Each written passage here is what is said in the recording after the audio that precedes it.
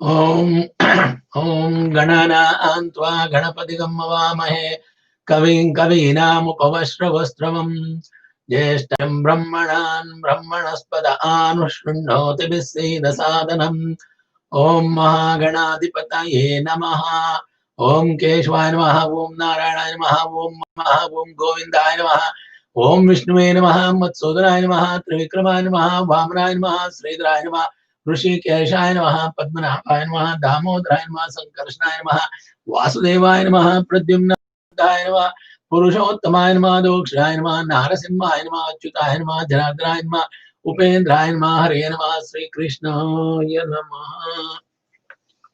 We are going through the 9th chapter of 7th canto of Mahabhagavata Purana. In this chapter, Prahlada submits his prayers to Narasimha. See, Narada Uvacha starts with the first shloka. Evam suradaya sarve brahma rudra purasara nopaitu mashrugan mansurambam sudarasadam. The great saint Narada Muni continued, the gods headed by Lord Brahma, Lord Shiva and different gods, dared not to come forward before the Lord Narasimha, who at the time was extremely angry. So the Narasimha was very angry.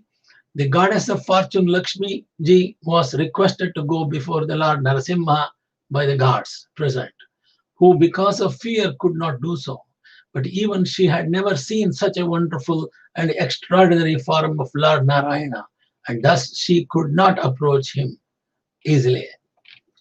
So, therefore, thereafter, Lord Brahma requested Prahalad, who was standing very near to Lord Narasimha, my dear son, Lord Narasimha Deva is extremely angry at your demonic father. Please go forward and appease the Lord Narasimha. Narada Muni continued, O king, although the exalted devotee Prahalad was only a little boy, he accepted the advice of Lord Brahma's words. He gradually proceeded toward Lord Narasimha Deva and fell down to offer his respectable obeisancy with folded hands on Sashtanga Namaskaram. When Lord Narasimha Deva saw the small boy Prahlada Maharaj prostrated at the soles of his lotus feet, he became most ecstatic in affection toward his devotee Prahlada. Rising Prahlada, Lord placed his lotus hand upon the boy's head because his hand is always ready to create fearlessness in all of his devotees. Abhayahasta. So Lord Narasimha placed his Abhayahasta to remove the fear on the mind of Prahlada. By the touch of Lord Narasimha Deva's hand on Prahlada's head, Prahlada was completely freed of all material contaminations and desires, and as if he had been thoroughly cleansed. Therefore, he at once became transcendently situated, and all the symptoms of ecstasy became manifest in his body, his heart filled with love and his eyes with tears. And thus he was able to completely capture the lotus feet of the Lord within the core of his heart.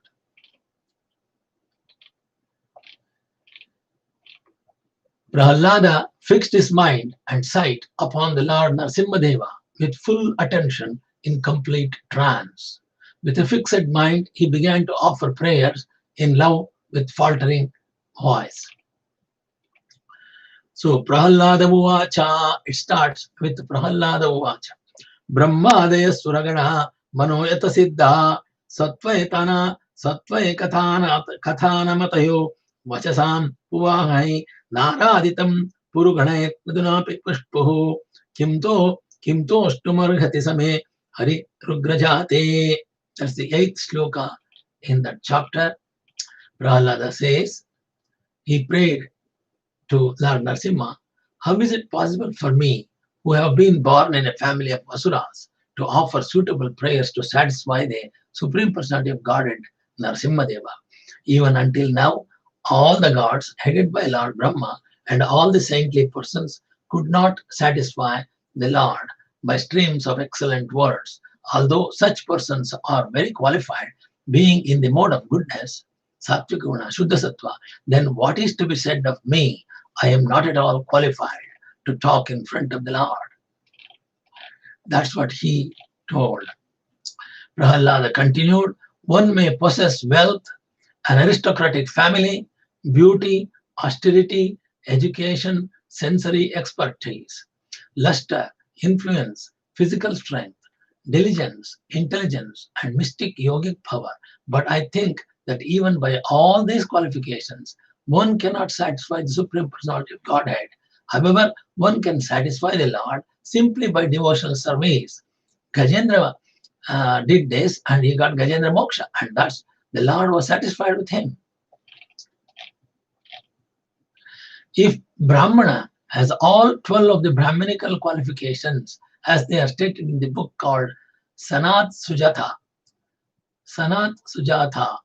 but is not a devotee and is averse to the lotus feet of the Lord, he is certainly lower than devotee, who is a dog eater, but who has dedicated everything, mind, words, activities, wealth, and life to the Supreme Personality of Godhead, Narayana. Such a devotee is better than such a Brahmana because the devotee can purify his whole family, whereas the so-called Brahmana in a position of false prestige cannot purify even himself. So he is telling if Brahmana is not pure himself, he cannot pure himself at all. He cannot purify even himself. How can he make other people better? So there are the 12 qualities Prahlada says. Here is a statement by Prahlada, one of the 12 authorities according the distinction between the devotee and a Brahmana expert in Karmakanda or Vedic ritualistic ceremonies. There are 4 Varnas and 4 Ashramas which divide human society. That is 4 ashrama, 4. But the central principle is to become a first-class pure devotee as a first step. It is said in Haribhakti Suddhodaya. Haribhakti Suddhodaya. So there are Bhagavad Bhakti Hinasya Jati Sastram Japas Tapaha Apranayasva Deismin Mandanam Loka Ranjanam. There are the 12 qualities of a perfect Brahmana, following the religious principles, speaking truthfully, controlling the senses by undergoing austerities and penance, being free from jealousy, being intelligent, being tolerant, creating no enemies, performing yajna, giving charity, being steady, being well versed in Vedic study, and observing oaths. These are the 12 qualities of the good Brahmana. If one is born in a high family like that of a Brahmana, Kshatriya, or Vaishya, but is not a devotee of the Lord, all his good qualifications as a Brahmana, Kshatriya, and Vaishya are null and void. Indeed, they are considered decorations of a dead body. In this verse, Prahlada speaks of the Vipras, the learned Brahmanas. The learned Brahmana is considered best among the divisions of Brahmana, Kshatriya, Vaishya, and Shudra. But a devotee born in the low Chandala family is better than such Brahmanas. Not to speak of the Kshatriyas, Vaishyas, and others. A devotee is better than anyone, for he is in the transcendental position on the Brahmana platform. One who engages in full devotional service to Lord Narayana, who does not fall down in any circumstance, at once transcends the modes of material nature and thus comes to the level of Brahmana. The 12 qualities of a first-class Brahmana, as stated in the book called Sanat Sujatha, are as follows.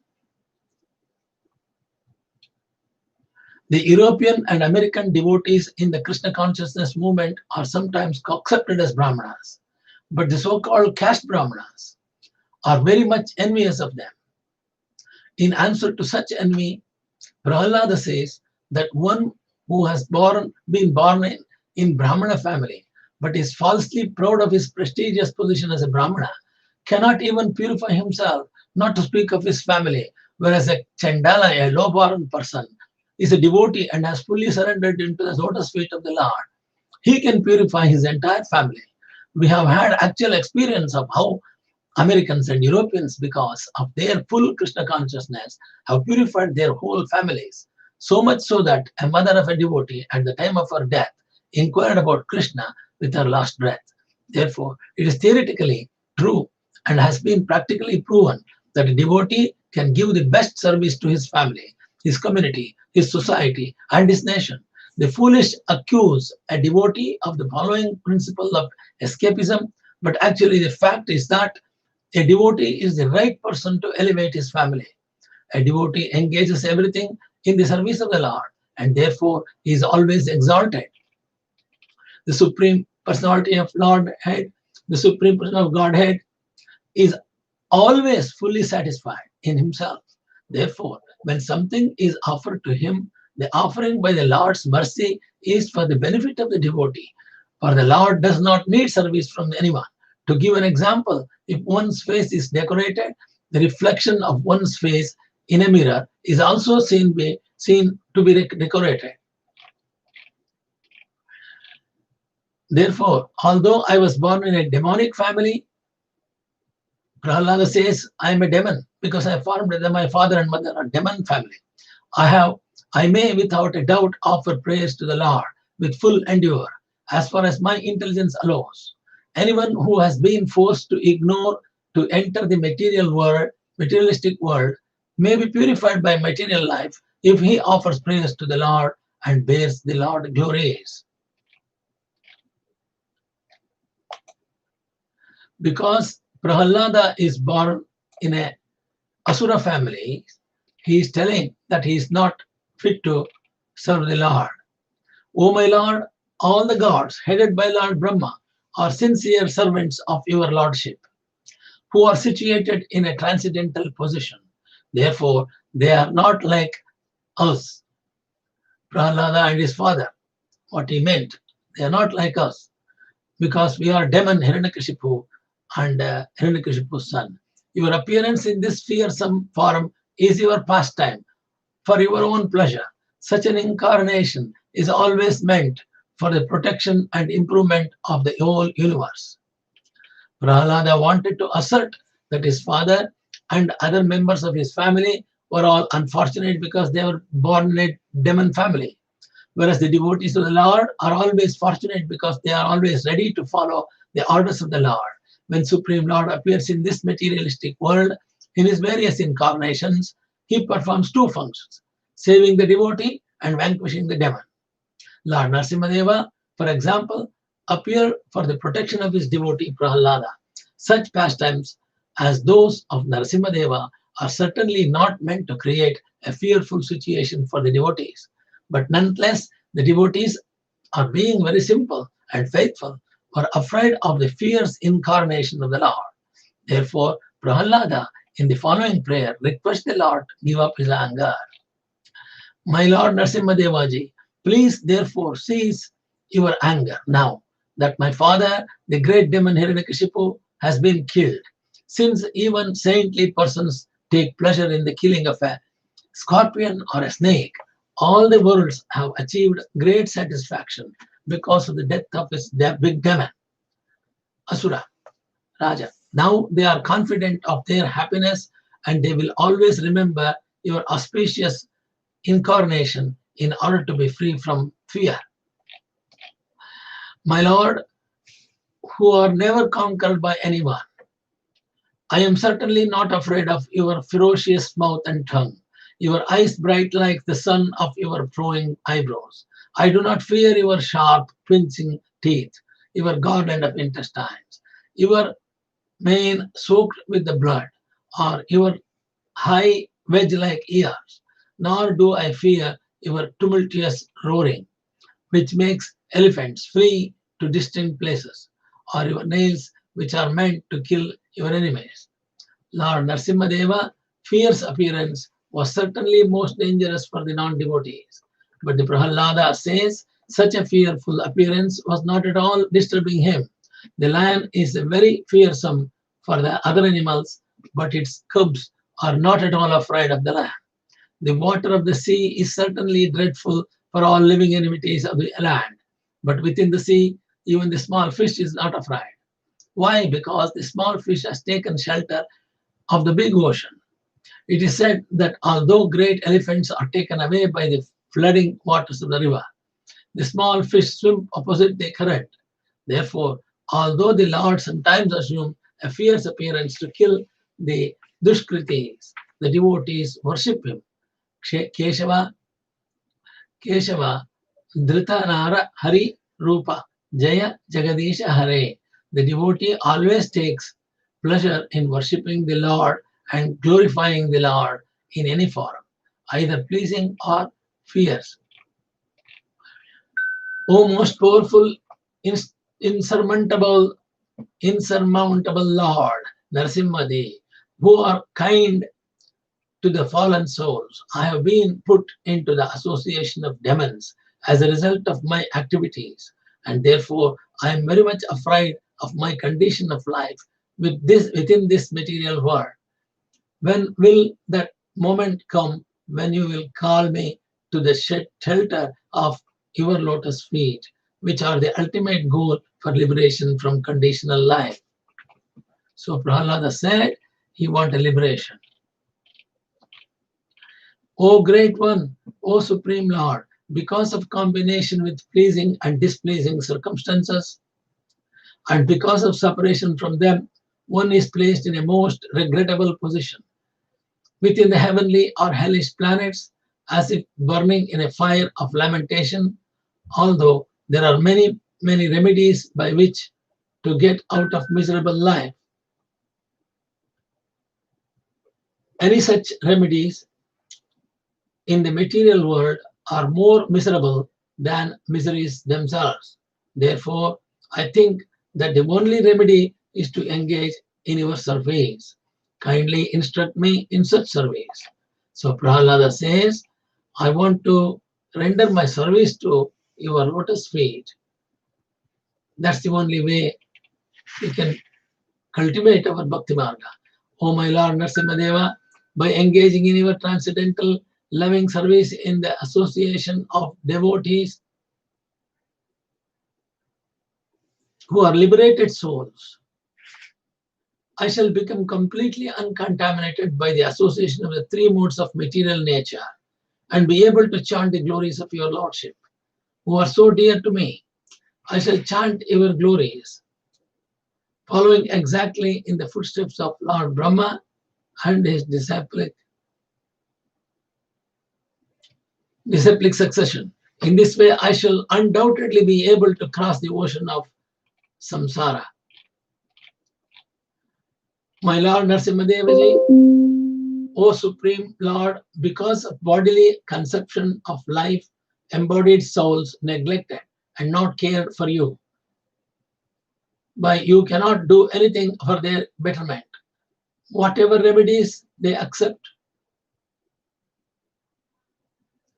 although perhaps temporarily beneficial to the devotees, are certainly impermanent. For example, a father and a mother cannot protect their child, a physician and a medicine cannot achieve a suffering patient, and a boat on the ocean cannot be protected by a drowning man. My dear Lord Narasimha, everyone in this materialistic world is under the modes of material nature, being influenced by the goodness, passion, and ignorance. Everyone from the greatest personality, Lord Brahman, down to the small ant, from big God, from Brahma to the small ant in the earth, works under the influence of these modes. Therefore, everyone in this material world is influenced by your energy, the cause for which they work, the place where they work, the time when they work, the matter due to which they work, the goal of life they have considered final, and the process for obtaining this goal, all are nothing but manifestations of your energy. Indeed, since the energy and energetic are identical, all of them are but manifestations of you.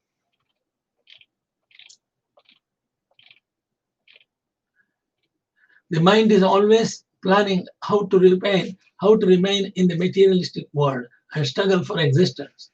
It is chief part of the subtle body, which consists of the mind, intelligence, and false ego. O Lord, Supreme, O Supreme Eternal, by explaining your plenary portion, you have created the subtle bodies of the living entities. Through the agency of your external energy, which is agitated by time, thus the mind entraps the living entity in unlimited varieties of desires to be fulfilled by the Vedic directions of karma kanda, fruitive activity, and the 16 elements. Who can get free from this entanglement unless he takes shelter at your lotus feet? If the hand of the Supreme Personality of Godhead is present in everything, where is the question of being liberated from the material engagement to spiritual, blissful life? Indeed, it's a fact that Krishna is the source of everything, as we understand from Krishna himself in Bhagavad Gita, Aham Sarvasya Prabhavaha.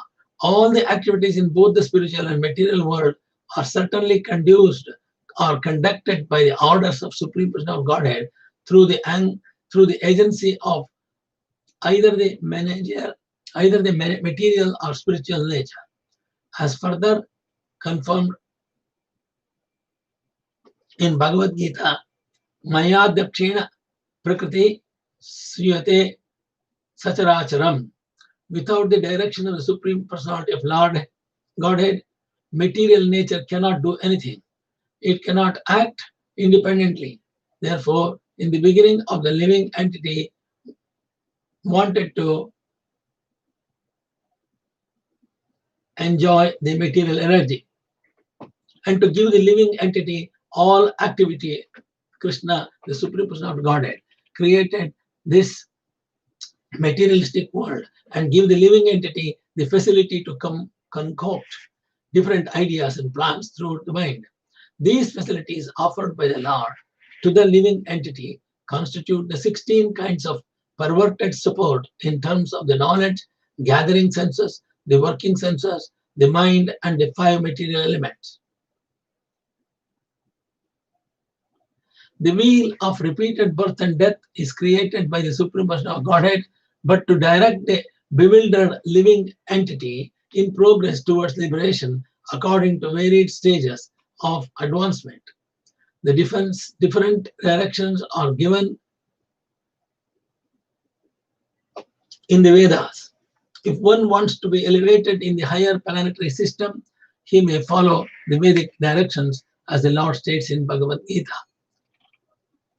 Those who worship the gods will take birth among the gods loka, and those who worship ghosts and spirits will take birth among the such beings. Those who worship ancestors to go to Pitraloka. Those who worship me will live with me in my Goloka.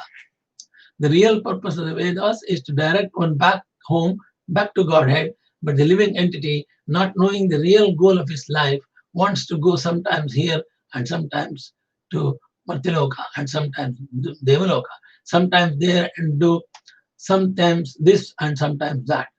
In this way, he wanders through the entire universe, imprisoned in various species and thus engaging in various activities for which he must suffer the reactions. Chaitanya Mahaprabhu therefore says, Brahmanda Brahmete Kona Bhagavatan Bhagyavan Jiva Guru Krishna Prasade Paya Bhakti Lata Vijay. The fallen, conditioned living entity trapped by the external energy loiters in the materialistic world. But if by good fortune he meets a bona fide representative of the Lord who gives him the seed of devotional service, and if he takes advantage of such a guru or respective god, he receives the Bhakti Latha Bija, seed of devotion service. If he properly cultivates the Krishna consciousness, he is then gradually elevated to the spiritual world. The ultimate conclusion is that one must surrender to the principles of Bhakti Yoga.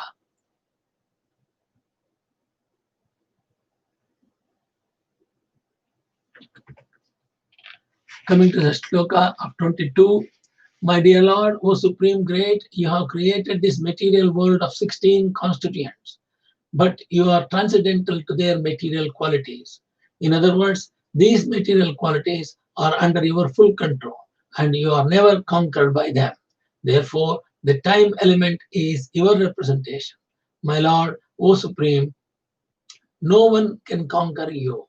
As for me, however, I am being crushed by the wheel of time, and therefore I surrendered fully unto you, sir. Now kindly take me under your protection of your lotus feet. Prahlada is asking Narasimha to protect him. My dear Lord, people in general want to be elevated to the higher planetary systems for a long duration of life, opulence, and enjoyment. But I have seen all of them through the activities of my father. When my father was angry and he laughed sarcastically at the gods, they were immediately vanquished simply by seeing the movements of his eyebrows. Yet my father, who was so powerful,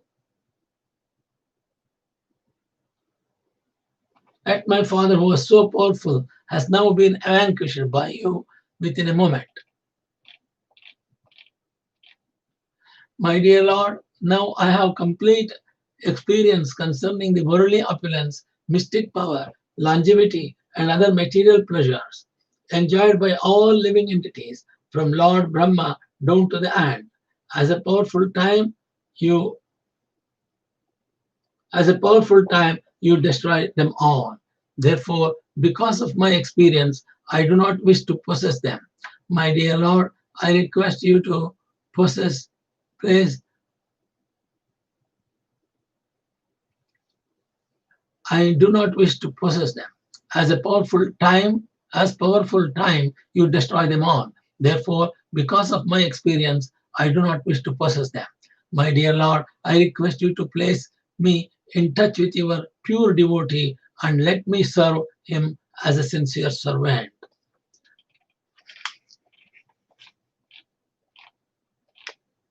In this materialistic world, every living entity desires some future happiness, which is exactly like a mirage in the desert. Where is the water in the desert? Or in other words, where is the happiness in the material world? As for this body, what is value? What is its value? It is merely source of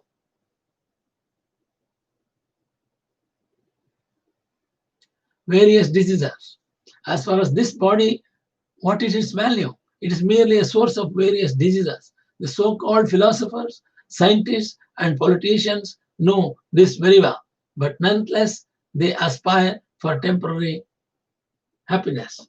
Happiness is very difficult to obtain, but because they are unable to control their senses and they run after the so-called happiness of the materialistic world all the time and never come back to the right conclusion. They always look after themselves and look for the material opulence. Oh my Lord, O Supreme God, because I was born in a family full of hellish material qualities of passion and ignorance, what is my position and what is to be said of your causeless mercy, which was never offered even to Lord Brahma, Lord Shiva, or the goddess of future, fortune, Lakshmi? You never put your lotus hand upon their heads, but you have put it upon mine. So Prahlada says, you put your hand on my head, but it didn't put on the other people's head.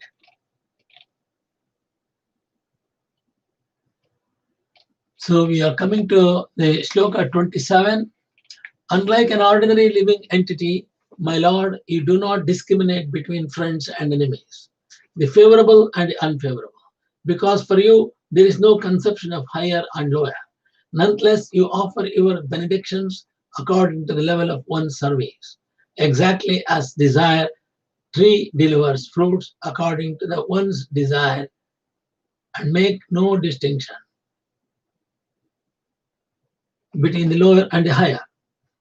So for God, it's everybody is samabhava. He sees every person in equal status. My dear Lord, O Supreme Personality of Godhead, Because of my association with material desires, one after another, I was gradually falling into the blind well full of snakes following the general opulence. But your servant Narada Muni kindly accepted me as his disciple and instructed me how to achieve this transcendental position. Therefore, my first duty is to serve him. How could I leave this service? Narada Muni kindly accepted me as his disciple and instructed me how to achieve his transcendental position. Therefore, my first duty is to serve Narada Muni. How could I leave his service? O Lord, my Lord, O unlimited reservoir of transcendental qualities, you have killed my father Hiranyaka and saved me from his sword. He had said very angrily, if there is any supreme controller other than me, let him save you. I shall now serve your head from your body. I shall now sever your head from your body. Therefore, I think that both in saving me and in killing him, you have acted just to prove true to the words of your devotee. O my Lord, unlimited reservoir of transcendental qualities, you have killed my father Hiranyaka and saved me from his sword. He had said very angrily, if there is any supreme controller other than me, let him save you. I shall now sever your head from your body. Therefore, I think that both in saving me and in killing him,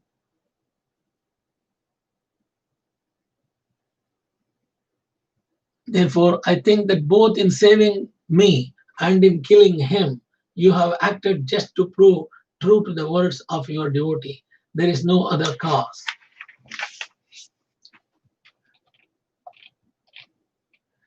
Text 30.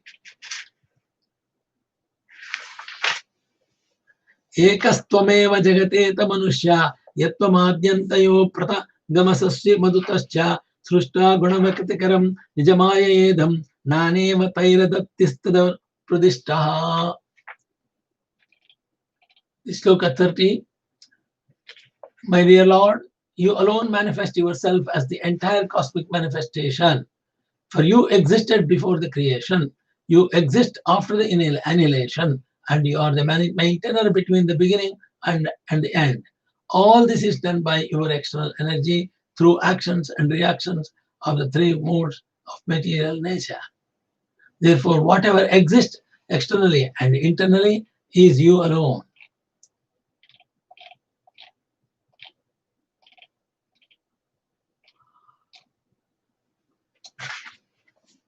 Somvaidam sadasadesha bhamastatonyo maya yadatma parabuddhiyam hashartha yadyasya janma vidanam titirikshanam cha tadvaita deva vasukala madadishtatavu.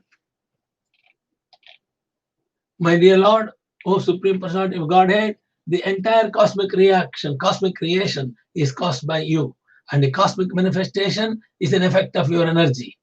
Although the entire cosmos is but you alone, you keep yourself aloof from it. The conception of mine and yours is certainly a type of illusion, Maya, because everything is an emanation from you and is therefore not different from you. Indeed, the cosmic manifestations is non-different from you, and annihilation is also caused by you. This relationship between your lordship and the cosmos is illustrated by the example of seed and the tree, or a subtle cause and grass manifestation.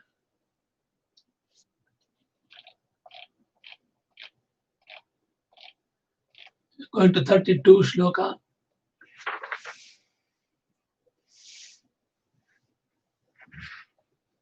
Nasyedamatmani jagadvilaya bhavudde sheshastvana nisakanubhavadriha yogena militagragatma nipita nidra sarye sthito natu tamo Nugunaschayance, Gunaschayance.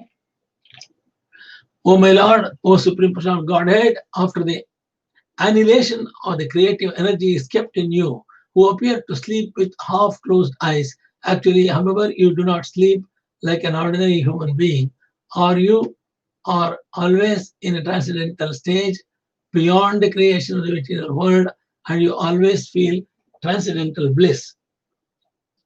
As Karanodakashye Vishnu, you thus remain in your transcendental status, not touching material objects. Although you appear to sleep, this sleeping is different, distinct from sleeping ignorance.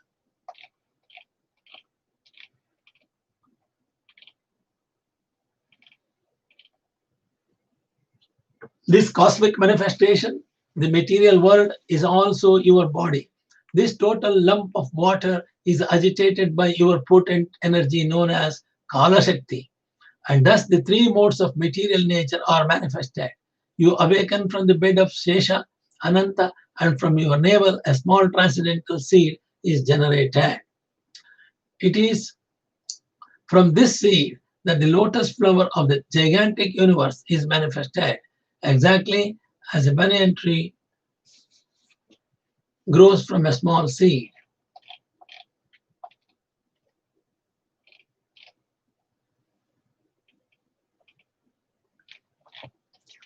Prahlada, Lord Brahma, is celebrated as Atmayoni, having been born without a mother, was struck with wonder.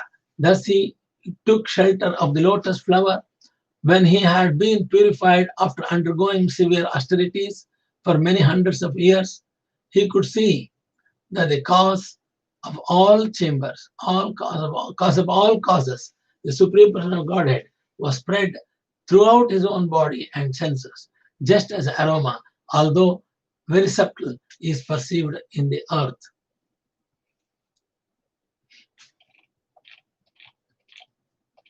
Lord Brahma could then see you possessing thousands and thousands of faces, feet and heads and hands, thighs, noses, ears and eyes. You were very nicely dressed, being decorated and bedecked with varieties of ornaments and weapons. Seeing you in the form of a Lord Vishnu,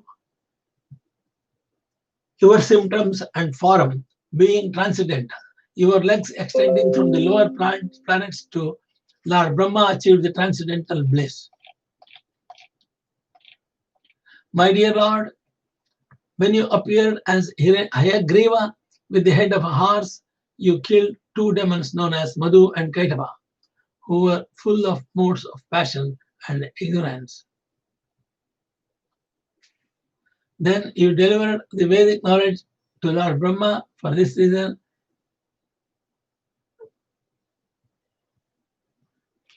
my dear Lord, when you appeared as Hayagriva with the head of a horse, you killed two demons known as Madhu and Kaitava, who were full of modes of passion and ignorance.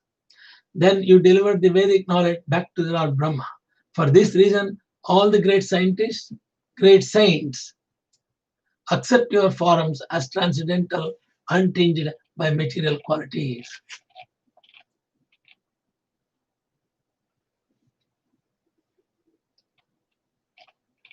In this way, my Lord, you appear in various incarnations as a human being, animal, great saint, or a demigod, a fish, or a tortoise, thus maintaining the entire creation in different planetary systems and killing the demonic principles.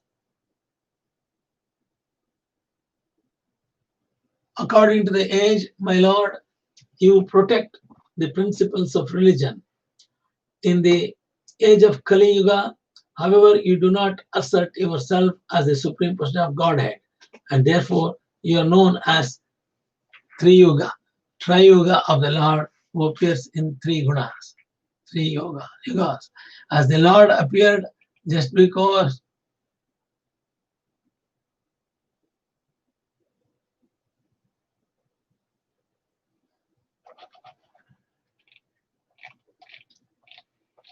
my dear Lord of the Vaikuntha planets, where there is no anxiety, my mind is extremely sinful and lusty.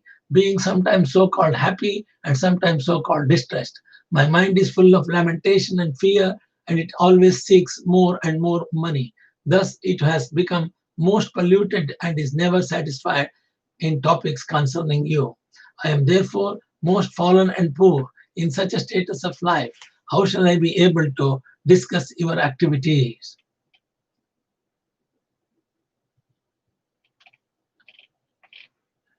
Prahalada surrendered to Lord Narasimha like this.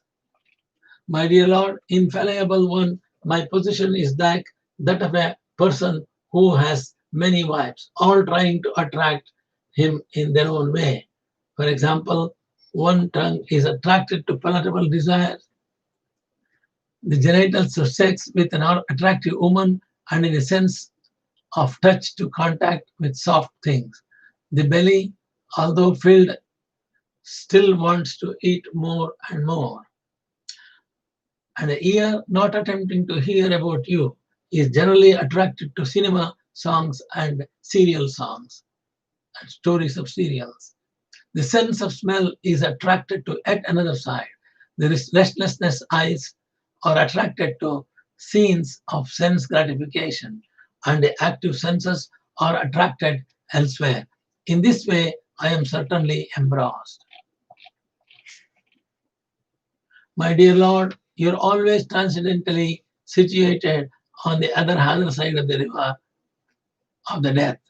But because of the reactions of our own activities, we are suffering on the side, this side. Indeed, we have fallen into the river.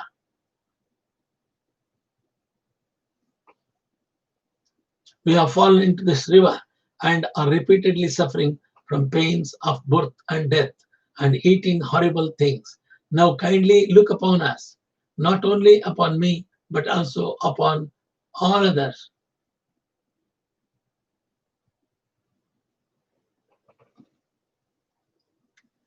We are suffering on this side. Indeed, we have fallen into this river and are repeatedly suffering from pains of birth and death and eating horrible things. Now kindly look upon us, not only upon me, but also upon all others who are suffering, and by your costless mercy and compassion, deliver us and maintain us. So Prahlada, a pure Vaishnava, prayers, submitted his prayers to Lord Narasimha.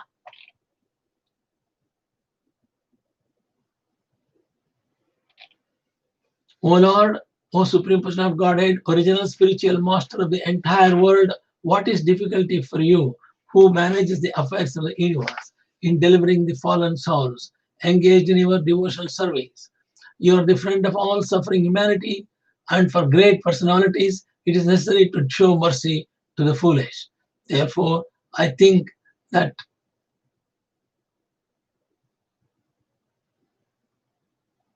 Therefore, I think that you will show your costless mercy to persons like us who engage in your service.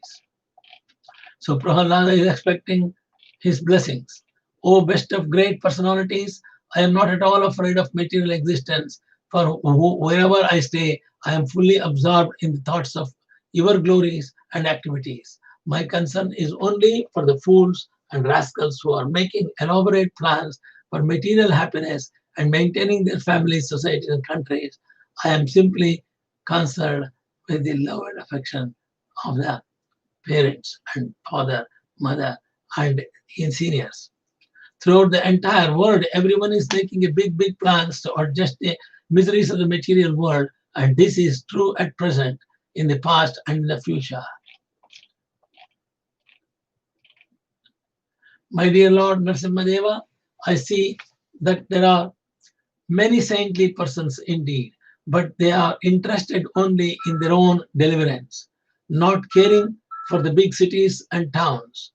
They go to the Himalayas for the forest to meditate. They are not interested in delivering others. As for me, however, I do not wish to be liberated alone, leaving aside all of these poor fools and rascals. I know that without Krishna consciousness, there are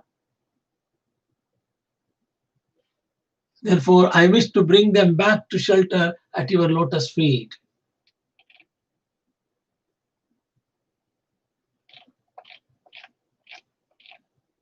Prahlada is requesting God Narasimha to protect all of us, not only himself. Sex life is compared to the rubbing of two hands to relieve an itch. Grahamedhis, so-called grihasthas, who have no spiritual knowledge, think that this is itching is the greatest platform of happiness, although actually it is a source of distress. Kripanas, the fools, who are just the opposite of Brahmanas, are not satisfied by the repeated sensuous enjoyment. Those who are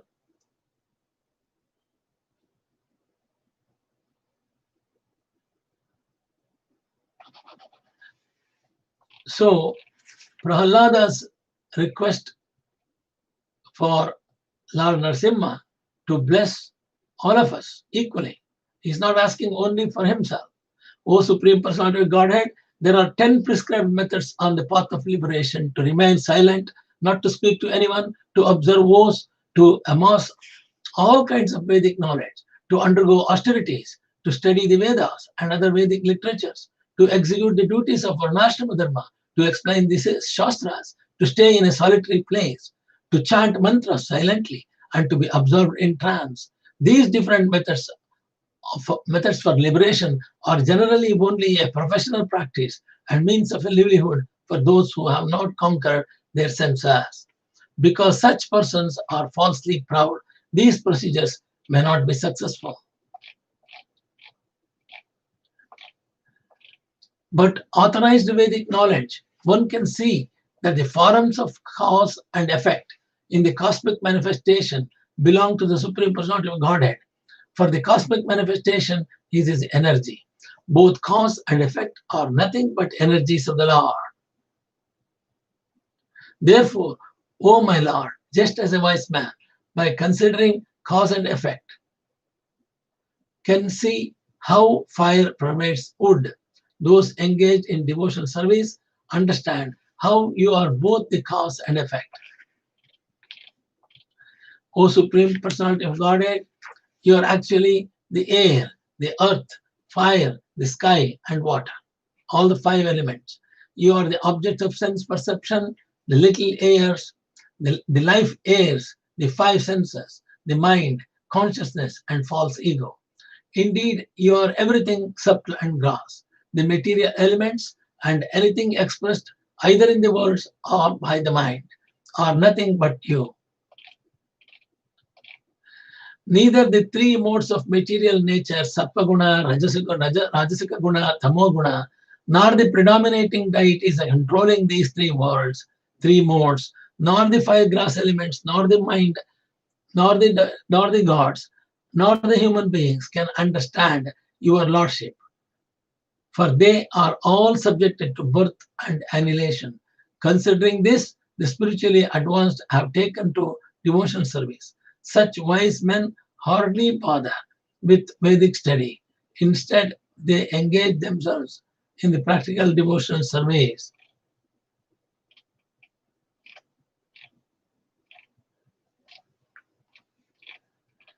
Therefore, O Supreme Personality of Godhead, the best of all persons to whom prayers are offered, I offer my respectable obeisance unto you, because without rendering 6 kinds of devotional service unto you, offering prayers, dedicating all the results of the activities, worshipping you, working on your behalf, always remembering your lotus feet, and hearing about your glories, who can achieve that which is meant for the Paramahamsas? The great Saint Narada said, thus Lord Narasimha was pacified by the devotee Prahalada. With prayers offered from the transcendental platform, the Lord gave up his anger, and being very kind to Prahalada, who was offering prostrated obeisance, he spoke as follows. Bhagavan Vacha, that is Lord Narasimha is talking. Prahalada Bhadra Bhadrante Prito Hante Surottama Varam Runishwabimatam Kama Puraswaram Nanam. Supreme Personality of Godhead Narasimha said, my dear Prahlada, most gentle one, best of the family of the Asuras, all good fortune unto you. I am very much pleased with you. It is my pastime to fulfill the desires of all living beings, and therefore you may ask from me any benediction that you desire to be fulfilled. So Lord Narasimha asked Prahlada to ask any benediction, whatever vara, boon he wanted, he desired to be fulfilled. My dear Prahlada, may you live a long time. One cannot appreciate or understand me without pleasing me. But one who has seen or praised me has nothing more for which to lament for his own satisfaction. My dear Prahlada, you are very fortunate. Please know from me that those who are very wise and highly elevated try to please me in all different modes of mellows, for I am the only person who can fulfill all the desires of everyone. Narada Muni said, Prahalada was the best person in the family of Asuras, who always aspire for material happiness. Always aspire for material happiness. Nonetheless, although allured by the Supreme Person of Godhead, who offered him all the benedictions for material happiness, because of his unalloyed Krishna consciousness, unalloyed Narayana's consciousness, he did not want to take any material benefit for sense gratification.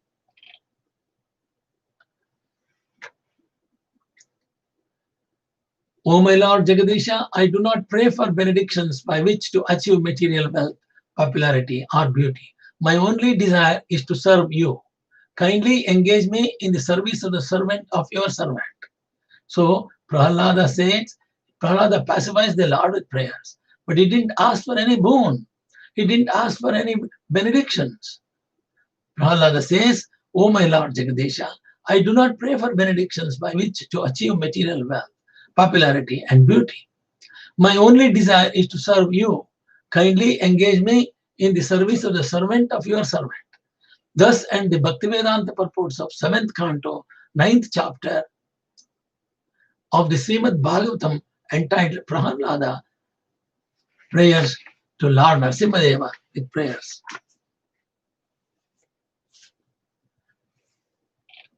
In the next chapter, Prahlada, the best among exalted devotees, the chapter 10th, in the chapter 10th, Prahalada Rajyabhisheka and Tripura Dahana Kate.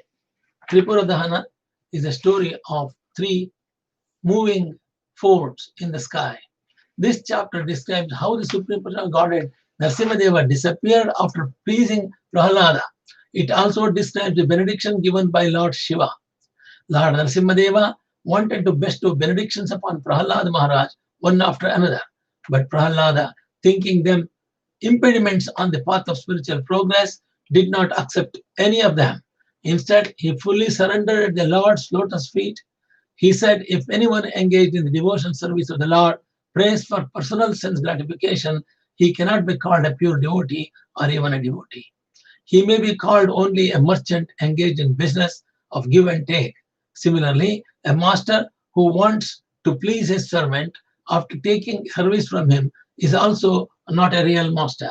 Prahlada therefore did not ask any benedictions from the Supreme Person of Godhead. Rather, he said that if the Lord wanted to give him benediction, he wanted the Lord to assure him that he would never be induced to take any benedictions for the sake of material desires. Exchanges of devotional service for lusty desires are always very prominent. As soon as lusty desires awaken one's senses, mind, life, soul, religious principles, patience, intelligence, shyness, beauty, strength, memory, truthfulness are all vanquished.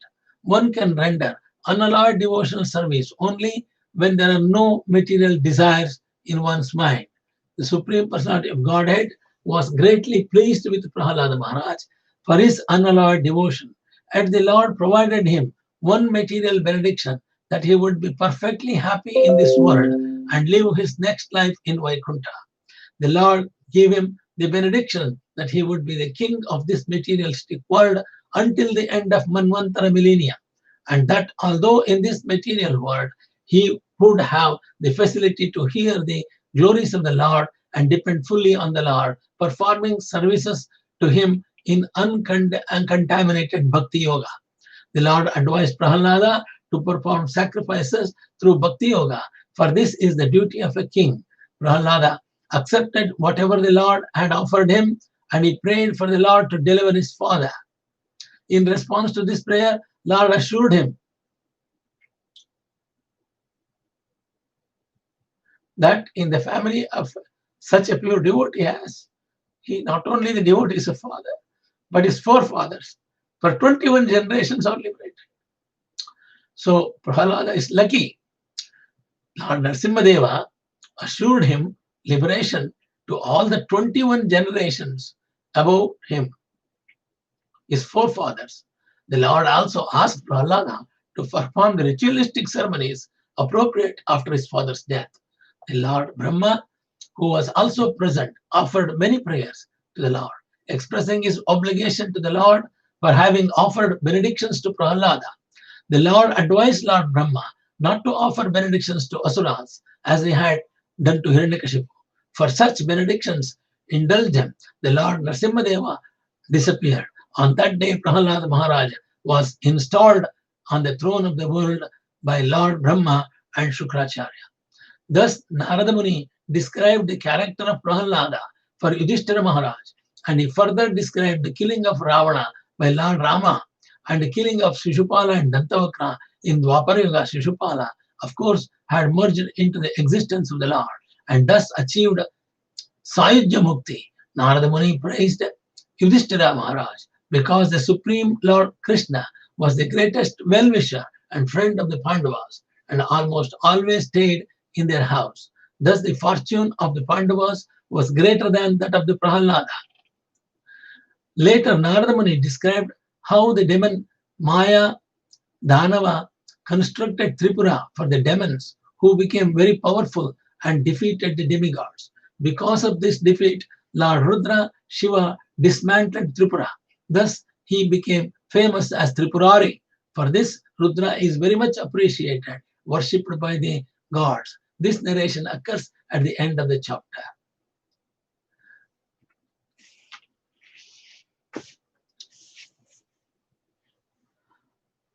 The 10th chapter, text 1. Bhakti yogasya tatsarvam mantarayartayar bakaha manyamano hrishikesham smayamana buvachaha. The saint are the impediments on the path of the devotional service. Thus he smiled very mildly and spoke as follows. Prahlada said, "My dear Lord, O Supreme Personality of Godhead, because I was born in an atheistic family of Hiranyakashipu, I am naturally attached to material enjoyment. Therefore, kindly do not tempt me with these illusions. I am very much afraid of material conditions sticking onto me, and I desire to be liberated from materialistic life. It is for this reason that I have taken shelter of your lotus feet. O my worshipable Lord, because the seed of lusty desires, which is the root cause of material existence, is within the core of everyone's heart, you have sent me to this materialistic world to exhibit the symptoms of a pure devotee. Otherwise, my Lord, O Supreme Constructor of the entire world, you are so kind to your devotee that you could not induce him to do something unbeneficial for him. On the other hand, one who desires some material benefit in exchange for devotional service cannot be your pure devotee. Indeed, he is no better than a merchant who wants profit in exchange for the service.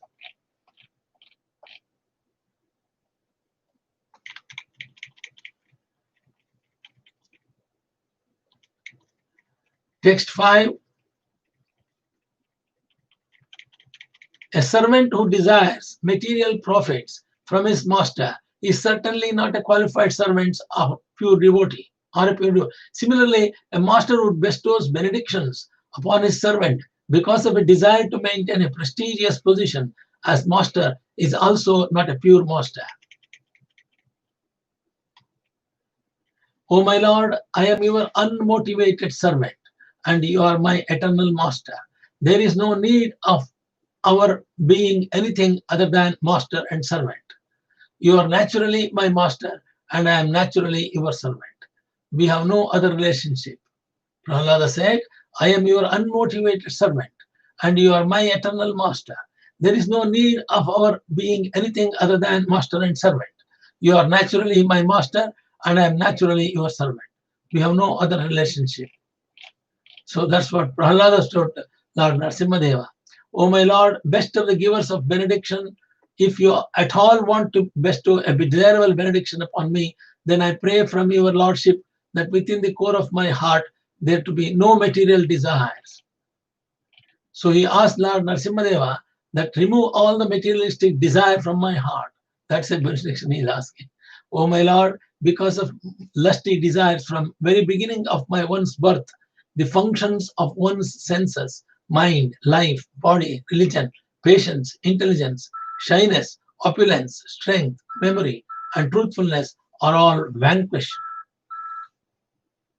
Because of the lusty desires from the very beginning of one's birth, the functions of one's senses, mind, life, body, religion, patience, intelligence, shyness, opulence, strength, memory, truthfulness are all vanquished. By keeping the materialistic desire in the mind, we are not going to keep the good qualities in our mind. Oh my Lord, when a human being is able to give up all the material desires in his mind, he becomes eligible to possess wealth and opulence like yours. O my Lord, full of six opulences, O Supreme Personality of Godhead, Supreme Soul, Killer of all miseries, O Supreme Person in the form of a wonderful lion and a man, let me offer my respectable obeisancy unto you.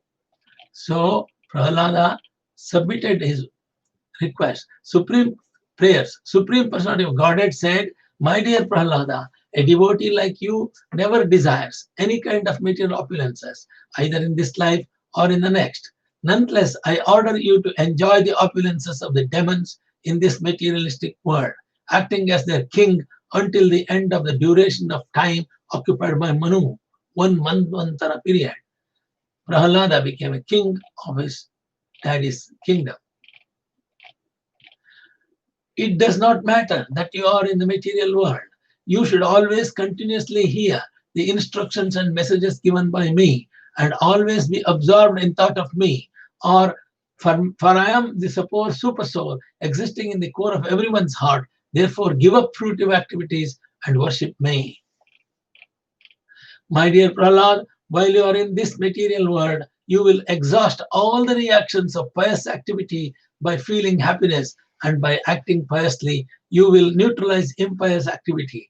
Because of the powerful time factor, you will give up your body, but the glories of your activities will be sung in the upper planetary systems, and being fully freed from all bondage, you will return home back to Godhead in my Vaikuntha Loka. So Prahlada is assured a place in Vaikuntha Loka at the end of his life. One who always remembers your activities and my activities also, and who chants the prayers you have offered, becomes free in due course of time from the reactions of the material activities. The Lord Narasimha Deva also told Prahlada, one who listens to the story of Prahlada and one who is result to the prayers of Prahlada, which he offered, becomes free in due course of time from the reactions of material activities. All those who listen to the story of Prahlada will also be liberated to attain moksha in their end of the life. That's the advantage of all the people who are listening to the story of Prahlada. Prahlada said, O Supreme Lord, because you are so merciful to the fallen souls, I ask you for only one benediction. I know that my father, at the time of his death, had already been purified by your glance upon him. But because of his ignorance of your beautiful power and supremacy, he was unnecessarily angry at you, falsely thinking that you were the killer of his brother.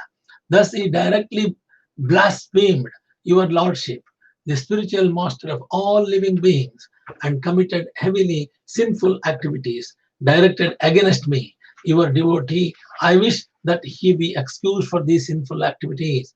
Prahlada asked Narasimha Deva to excuse Hiranyakashipu for his sinful activities. The Supreme Personality of Godhead said, "My dear Prahalad, O most pure, O great saintly person, your father has been purified along with the 21 forefathers in your family because you were born in this family. The entire dynasty has been purified." That's a big benediction Prahlada got, although he didn't ask for it. Whenever and wherever there are peaceful, equipoised devotees who are well behaved and decorated with all good qualities, that place and dynasties there, even if condemned, are purified. So this is another thing. What? Whenever and wherever there are peaceful, equipoised devotees who are well behaved and decorated with all good qualities, that place and dynasties there, even if condemned, are purified. Wherever exalted devotees stay, not only they and their dynasties, but the entire country is purified also. My dear Prahlad, king of the Daityas, because of being attached to devotional service to me, my devotee does not distinguish between lower and higher living entities. In all respects, he is never jealous of anyone. Those who follow your example will naturally become my pure devotees. You are the best example of my devotee, and others should follow in your footsteps. There are many, many devotees of Supreme Personality of Godhead, and they have been enumerated in Srimad Bhagavatam as follows. Of the 12 authorized devotees, Lord Brahma, Narada, Lord Shiva, Kapila, Manu, and so on, Prahlada Maharaj understood to be the best example among all the gods. My dear child, your father has already been purified just by the touch of my body at the time of his death. Nonetheless, the duty of a son is to perform the Shraddha, ritualistic ceremony after his father's death, so that his father may be promoted to a planetary system where he become a good citizen and devotee. In this regard, after performing the ritualistic ceremonies, take charge of your father's kingdom. Sit upon the throne and do not disturb by materialistic activities. Please keep your mind fixed upon me without transgressing the injunctions of the Vedas. As a matter of formality, you may perform your particular duties.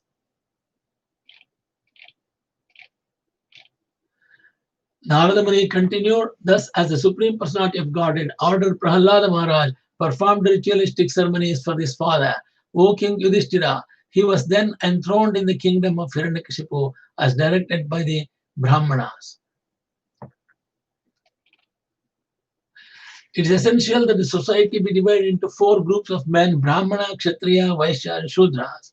Here we see that although Prahlada was a perfect in every respect, they nonetheless followed in the instructions of Brahmanas who performed Vedic rituals. Therefore, in the society, there must be a very intelligent class of leaders who are well versed in the Vedic knowledge so that they can guide the entire populace to follow the Vedic principles and thus gradually become most perfect and eligible to return home back to Godhead. Lord Brahma, surrounded by other gods, was bright-faced because the Lord was pleased, thus he offered praise to the Lord with the transcendental words.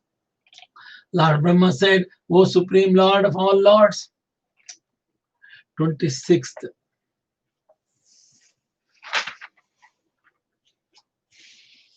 Brahma uvacha Deva Deva Kiladyaksha Bhuta Bhavana Purvajaha Drishtva Te Nihataha Papo Lokasutaha Napono Suraha.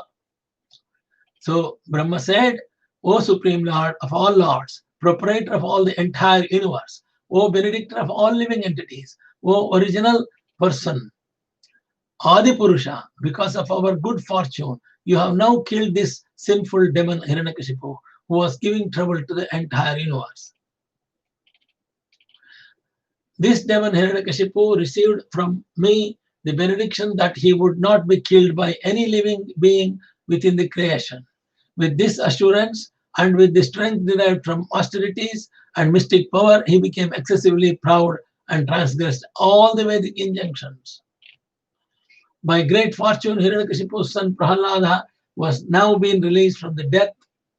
Although he is child, he is an exalted devotee. Now he is fully under the protection of your lotus feet, Narayana.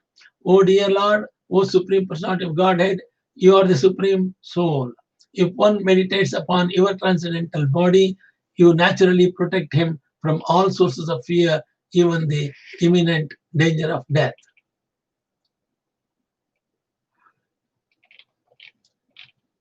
The Personality of Godhead replied, my dear Lord Brahma, O great Lord born from the lotus flower, just as it is dangerous to feed milk to a snake, so it is dangerous to give benedictions to demons, who are by nature ferocious and jealous. I warn you not to give such benedictions to any demon again. Narada Muni continued, O King Yudhishthira, the Supreme Personality of Godhead, who is not visible to an ordinary human being, spoke in this way, instructing the Lord Brahma. Then, being worshipped by Brahma, the Lord disappeared from that place. Prahlada then worshipped and offered prayers to all the gods, such as Brahma, Shiva, Prajapatis, who are all parts of the Lord. Thereafter, along with the Shukracharya and other great saints, Lord Brahma, whose seat is on the lotus flower, made Prahlada the king of all the demons and giants in the universe. O King Yudhishthira, after all the gods, headed by Lord Brahma, were properly worshipped by Prahalad Maharaj, they offered Prahalada their utmost benedictions and then returned to their respective abodes. Thus the two associates of Lord Vishnu, who had become Hiranyaksha and Hiranyakashipu, the sons of Diti, were both killed. By illusion, they had thought that the Supreme Lord, who is situated in everyone's heart, was their enemy. Being cursed by the Brahmanas, the same two associates took birth again as Kumbhakarna and the 10-headed Ravana. These two Rakshasas were killed by Lord Ramachandra, extraordinary power. Pierced by the arrows of Lord Ramachandra, both Kumbhakarna and Ravana lay on the ground and left their bodies, fully absorbed in thought of Lord Rama, just as they had in their previous births as Hiranyaksha and Hiranyakashipu. They both took birth again in the human society as Shishupala and Dantavakra and continued in the same enmity towards the Lord Narayana. It is they who merged into the body of Lord in your presence. Dharmaraj asked this question. Not only Shishupala and Dantavakra, but also many other kings who acted as enemies of Krishna attained salvation at the time of the death. Because they thought of the Lord, they received spiritual bodies and forms the same as his, just as worms captured by a black drone obtain the same type of body as a drone. By devotional service, pure devotees who incessantly think of the Supreme Personality of Godhead receive bodies similar to his. This is known as Saurupya Mukti. Although Shishupala, Dantavakra, and other kings thought Krishna as an enemy, they also achieved the same result. Everything you asked me about how Shishupala and others attained salvation, although they were inimical, has now been explained to you by me. That is Narada said to Yudhishthira. In this narration about Krishna, the Supreme Personality of Godhead, various expansions and incarnations of the Lord have been described, and the killing of the two demons, Hiranyaksha and Hiranyakashipu, has also been described.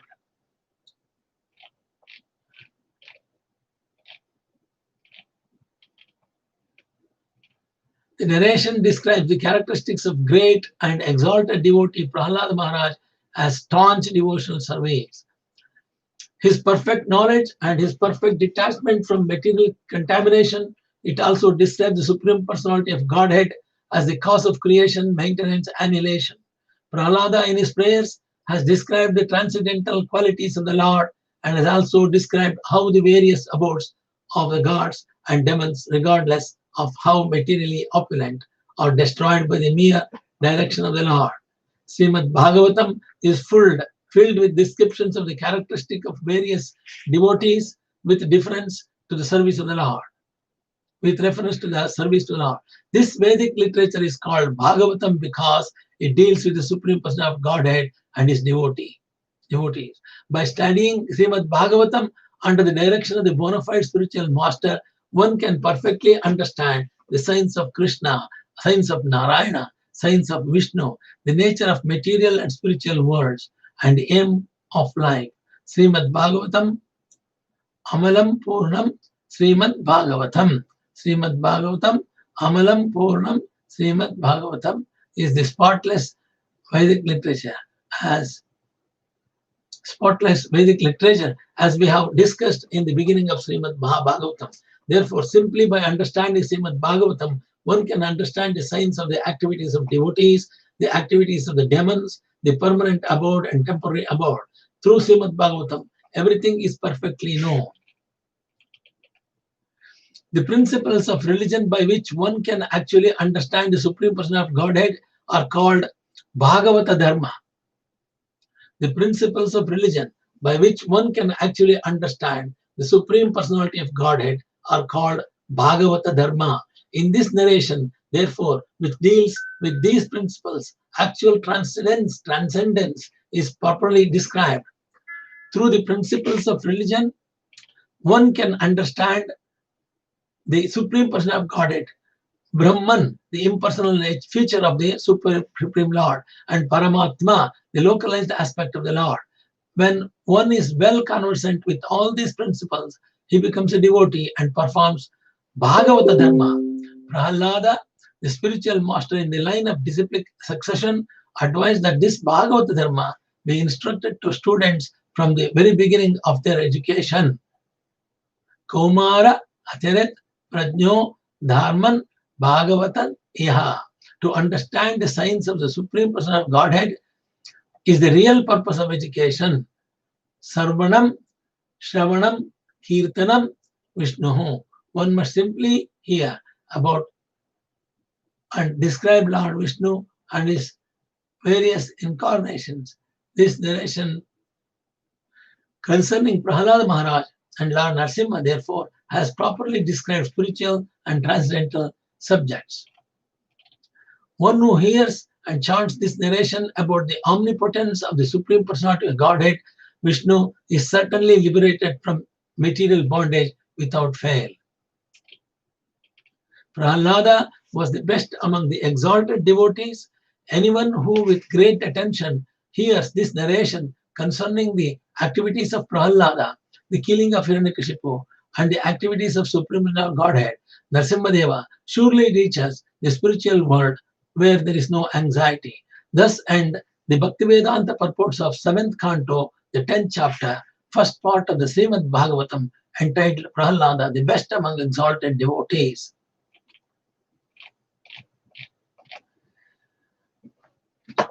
Thus ends the Prahalada Charitra